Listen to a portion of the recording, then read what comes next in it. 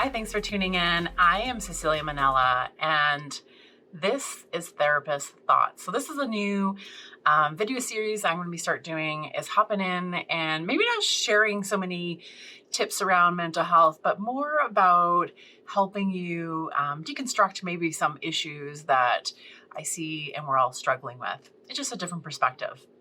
So I want to dive into this idea around body shame. Now, it's a really hot topic around hating ourselves as women so much. And then there's this rise of body positivity or body acceptance and whatever this thing that it is. And I'm not sure if you've noticed how some of it's really problematic. Now, when we talk about hating how we look or hating ourselves and trying to lose weight or change what we look like or getting our hair done or doing all the things that women do in order to build our self-esteem and have a connection to actually liking who we are or appreciating who we are or coming to a place of accepting what we look like. Then there's this body positivity movement or body acceptance movement, which seems to be co-opted in so many ways because it's still, a lot of it looks like the same thing as just using different words. So the challenge I have with this is there's a couple of things that I have a challenge with. So number one is what I think about is like, where did we learn to hate ourselves? Where did we learn this? And these are potentially like journaling prompts for you or just things to really think about. But I think about this all the time. How did we learn to hate ourselves? Where did this come from? Because if you've been around little people, so children, and if you've been around little girls in particular, at a certain age, up to a certain age, they're actually really free and they are climbing things and they're adventurous and they're full of emotion as they should be. They're really expressive and they're really curious and they want to know all the things and ask a million questions, which drives parents crazy. But they're very in tune to the world and they're no different than boys in the sense that they just want to know what's happening around them and they're just trying to understand where they fit into everything. Now, if that is true, it means that we're actually not born hating ourselves. It means that we are born in this really curious place and just wanting to understand the world around us and the humans around us. And that's a beautiful, beautiful thing.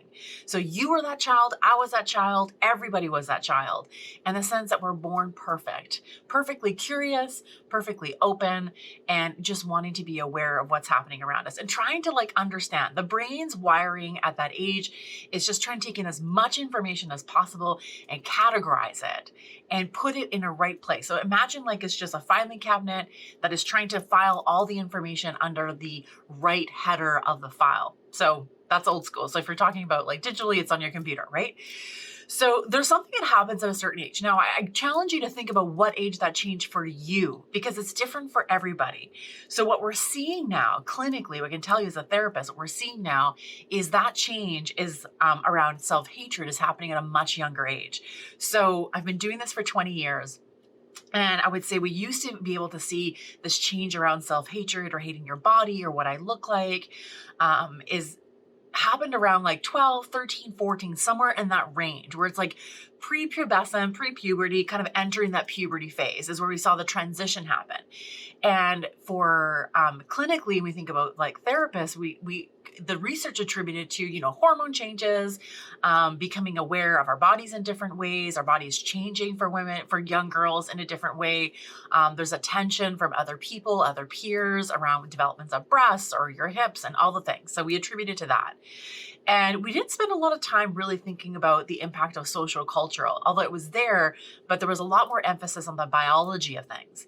Now we're seeing these changes around self-hatred and self-esteem, and self-esteem defined as how we see ourselves. So do we see ourselves as a good person or a bad person?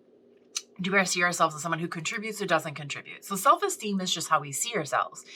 And we're seeing this change in development, especially with girls, around hating themselves at a much younger age. We're talking 5, 6, 7-year-olds who are actively engaging in not liking their thighs, hating their stomach, thinking that they're ugly, thinking that they're gross and disgusting, that they wish they had straight hair, they wish they had curly hair, they wish they had blonde hair. We're seeing that at a much younger age. And so there's something that's happening to are little people, children in our culture, in our society, that is teaching young babies to hate themselves. Now, that is problematic. So I want you to really think about is, where did you learn to engage in the self-hatred, and what feeds it? What makes it bigger? And so what we do with little girls is, someone says, I really hate my thighs. And our automatic reaction is to alleviate the suffering, to alleviate that, to say, no, you're beautiful, you're gorgeous, you're all these things. And we try to do the reassurance. Now, that doesn't actually work. It's great in many ways. Like, I, as an advice giver or someone who's trying to rescue this child from feeling this, I feel better about it because I've provided something different. But it doesn't change the narrative for that young person, for that child. It is much more empowering to ask questions of, where did you learn to hate your thighs? Who are you comparing yourself to? It's helping to deconstruct this thought process that is embedded in their head that makes them want to verbalize it, because it becomes a belief. So just a reassurance actually doesn't change belief systems. What we need to do is help children be critical thinkers, to question, where did I learn this? Who am I comparing myself to? And what is my expectation of this body part?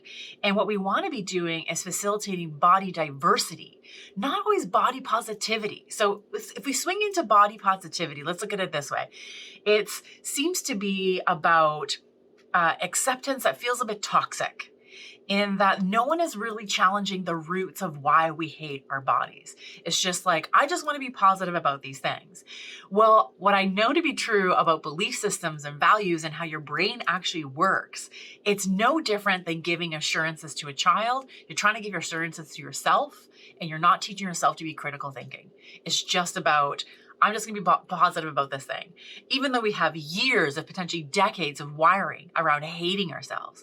And so then we get really frustrated when it doesn't work, and we go to a place of shame around, I'm not doing this hard enough, I'm not working enough, I'm not practicing it enough. There's something wrong with me, that all these other women can have body positivity and look at them, and yet I can't achieve it. So again, it's a sale of something that's false, that doesn't actually work. Now, the way to actually change this or work towards it is to think, what is the root of this? And here's another conundrum that I'm thinking about lately is, what happens after that? Like, there's no conversation around, if I achieve body positivity and I come to this magical, amazing place that apparently exists in the world, then what? I want you to really think about that. Then what? You spent your life obsessing about this. And then you want to get to this place, wherever this magical place actually is, and however it's defined, and it's changing how it's being defined every single day. Then what? What is the goal after that? And if there isn't something after that, then that means that no one gets there. It's like we're being sold a false, it's false. It's a bill of goods that doesn't actually exist. And we're so focused on this thing that we're actually not focusing on the root of the issue. And the root is, where did I learn to hate myself? Who benefits from me hating me? Who benefits from that? Because I sure as hell don't. So who benefits from me hating me? I can tell you for sure, the first thing that comes to mind is, like, if I hate myself, I typically spend more, and I'll eat more, and I'll just consume more. Whether it's consuming more social, or consuming more products, or consuming more wine, or consuming more chocolate, or whatever it is. If I hate myself, I am going to spend more. And so that's who benefits from me hating myself. When we hate ourselves, we're constantly looking for something to make us feel better. We don't go internal, we typically go external. So I want you to really think about who benefits from you hating you. Who taught you to hate you? It doesn't have to be one person. It can just be either family construct, it could be family systems, it can just be the culture of your family, diet culture for women, watching our moms be on diet, or watching our moms talk about how much they hate themselves. It can be bullying at school, it can be comparison in general, it can be a traumatic event or multiple traumatic events. There are lots of sources around rooting out this issue. And trust me when I tell you that rooting this out is much more powerful than trying to practice body positivity without rooting the actual issue that's there. Now, I want you to really think about this and be critical about how this came to be in your life. How do you sustain it? How do you keep feeding this hatred in different ways? Because you can have a revolution about it. You can be a rebel against it and push against it, knowing that we're being bombarded every single day, everywhere we look, about what we should look like, and that we should hate ourselves. And that it's either hating ourselves or being positive about the fact that we've hated ourselves. But there's no conversation about who gifted this idea of us hating ourselves, of judging what we look like, that somehow that defines our value and our worth as a human on this planet, that somehow that is the only factor that's at play when we care about people or compassionate of people or how we show up in the world, that our only purpose on this planet is to be self-absorbed and obsessed about our bodies, and that's what only other people will see is what we look like. So I want you to think about challenging and rooting out these issues, because it doesn't make sense. If you step out of the whole picture and look at it from a 30,000 foot view and see the structure of it, it actually doesn't make a lot of sense. And it's full of contradictions, and it's full of ways to set you up to feel like you fail again and again and again. And then what happens when you fail? We consume. We feel like shit and we consume. So these are just some of my pondering thoughts around the body positivity movement and self-hatred and what we look like. So I'm just sharing the therapist thoughts around how I see these social problems and ways that we could potentially change how we are in the world by being critical and deconstructing, taking apart something to really understand how it functions and not see it as something that's wrong with you or something that's pathological to you. So I hope you found this a little bit helpful. If nothing else, at least a little entertaining. Drop me some comments and let me know what you think and what your own perspective on this is. I'd love to hear from you and understand how this shows up in your world and what is helpful for you. Hope you have a great day.